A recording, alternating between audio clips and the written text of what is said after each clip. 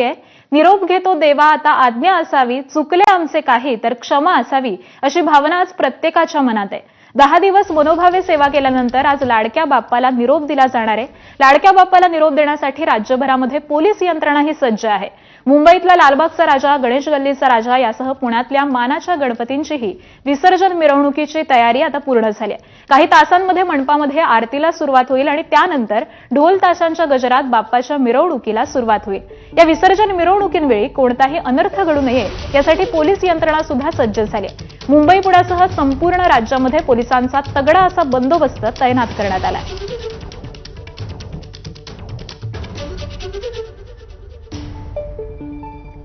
तर राज्यभरातल्या अनेक मंडळांमध्ये बाप्पाच्या विसर्जन मिरवणुकीची जय्यत अशी तयारी सुरू आहे।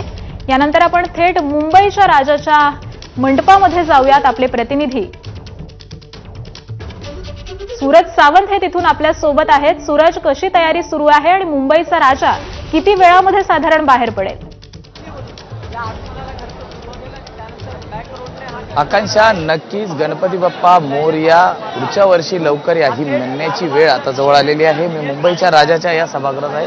आपण जर पाहिलं तर मंडपात जय्यत तयारी सुरू झालेली आहे। थोड्याच वेळात या ठिकाणी मुंबईच्या राजाची आरती ही सुरू होईल आणि आरती नंतर मुंबईचा राजा हा सर्वप्रथम या ठिकाणी मार्गस्थ होताना पाहायला मिळतो। कारण एक प्रथा आहे मागील अनेक वर्षांपासूनची की जोपर्यंत मुंबईचा राजा हा मंडपाच्या बाहेर मार्गस्थ होत नाही तोपर्यंत या परिसरातले अनेक गणपती जे आहेत, मोठे गणपती असतील, घरगुती गणपती असतील, हे मार्गस्थ होताना पाहायला मिळत नाही।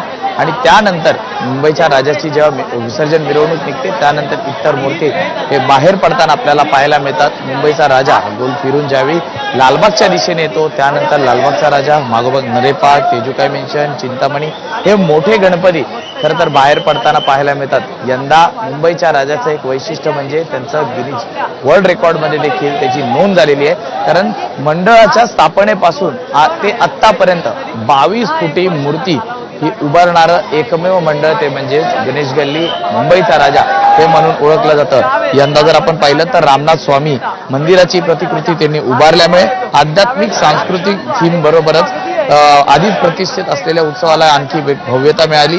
यावर तर सर्वात महत्वाचं म्हणजे या मूर्तीमधलं तर त्याला एक दाक्षिणात्य लूक देण्यात आला होता आणि सर्वात महत्वाचं म्हणजे गणपतीच्या डोक्यावरती असणारा जो शुक पोपट आहे याकडे सगळ्यांचं लक्ष केंद्रित होतं। नेमकं हे काय आहे आणि त्याच्यामागचा इतिहास काय आहे यावरनं देखील यंदाची चर्चा रंगलेली होती।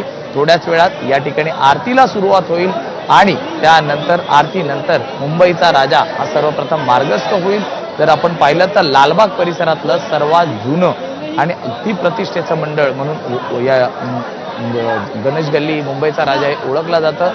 लाखोच्या संख्येने भाविक दर्शनासाठी येतात। 22 फुटी मूर्ती पाहण्यासाठी सर्वप्रथम नागरिक हे मुंबईत यायचे, ते म्हणजे मुंबईच्या राजाची अशी एक ओळख होती। आणि आपण जर पाहिलं तर बाहेर संपूर्ण परिसर हा सजलेला आहे, रांगोळ्या काढलेल्या आहेत, त्याचबरोबर ती फटाक्यांची आतषबाजी होईल, गुलाल उधळले जाईल आणि आपल्या या बाप्पाला भावपूर्ण निरोप दिला जाईल। 11 दिवस खरं तर या ठिकाणी मंडपात त्याची मनोभावे सेवा केल्यानंतर अखेर तो क्षण आलेला आहे। आपण जर मूर्ती पाहिली तर एक दाक्षिणात्य लूक हा या संपूर्ण मूर्तीत देण्यात आलेला आहे।